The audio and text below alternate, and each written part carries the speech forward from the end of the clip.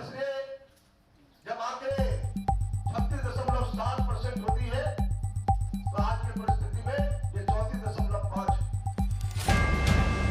आज इस प्रकार से बड़े सौभाग्य से भारतीय जनता पार्टी ईश्वरीय काम है और इसलिए ईश्वरीय कहते हैं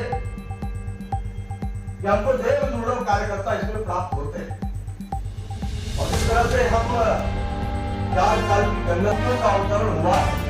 हम कह सकते हैं कि यह साक्षात ईश्वरीय काम है। डॉक्टर श्यामा प्रसाद मुखर्जी,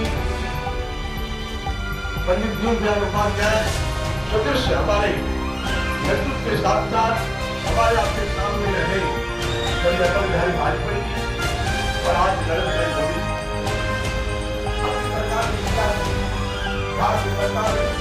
काम करके हमारे सामने कहते हैं बच्चों के लिए, लड़कियों के लिए भी पोशाक, समाज में समान दृष्टिकोण से जी सके।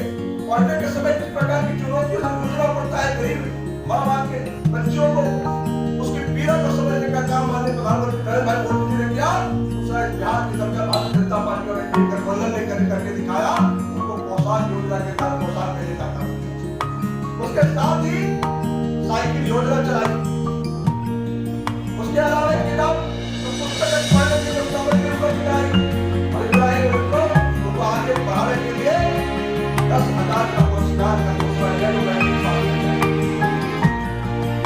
उसके बाद 25,000 और 50,000 और क्या है इस प्रकार से आगे बढ़ाने के लिए पहला लक्ष्य आगे बढ़ेगी। और एक जो है मैं बैंगलोर से आता था राजेश जी इस विषय को रखेंगे, लेकिन आप कहिए भगवान ने भी महिलाओं का सबसे अच्छा दिया और फाइनेंस मिनिस्टर का काम लक्ष्मी जी देखती थी, साक्षात लक्ष्मी जी। रक्षा मंत्रालय का काम माँ पार्वती देखती थी। आप गौर करके देखिए, एजुकेशन मानव संसाधन का काम माँ सरस्वती। अगर आप देखेंगे तो वहां भी इस प्रकार की रचना है, तो महिलाएं कहां पीछा माना जाता है। और इसलिए भारतीय संस्कृति को जिस प्रकार से लेकर हमको चलना है, माननीय नरेंद्र भाई मोदी जी और बिहार की सरकार उस दिशा में काम कर रही है। कार्यकर्ता भाई बहन, हमें इस विषय को आगे बढ़ाना है। इस प्रकार की योजना क्या है, हम नीचे तक कमेटी है, हमारा काम क्या है, दायित्व क्या है, क्या हम सरकार की योजनाओं को नीचे तक पहुंचा सकते हैं। जिन माता बहनों को इसका लाभ नहीं मिल सकता है, क्या उनको लाभ देने के लिए उनको हम जागृत कर सकते हैं। उन योजनाओं को नीचे तक बताने के लिए अलग अलग सम्मेलन पर गोष्ठी कर सकते हैं क्या। नीचे पंचायत स्तर पर, प्रखंड स्तर पर जो हमारे जिम्मेदार जो लिए हुए जिम्मेदारी, उनके द्वारा एक आयोजित कार्यक्रम कर सकते हैं क्या।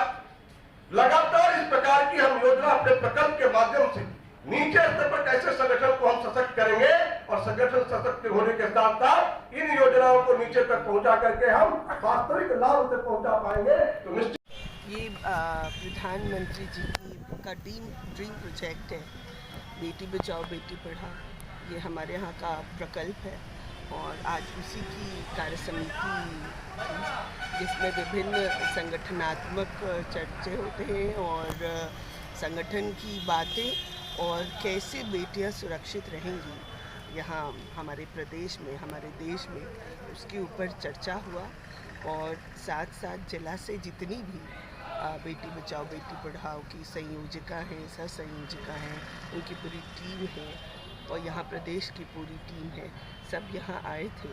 और इसी बहाने ये भी चर्चा हो जाती है ताकि वो वहाँ जाकर और बता सके अपने ज़िले में कि क्या क्या बेटियों के लिए योजनाएं हैं, आगे कैसे बढ़ाना है, कहाँ उन्हें फॉर्म्स मिलते हैं।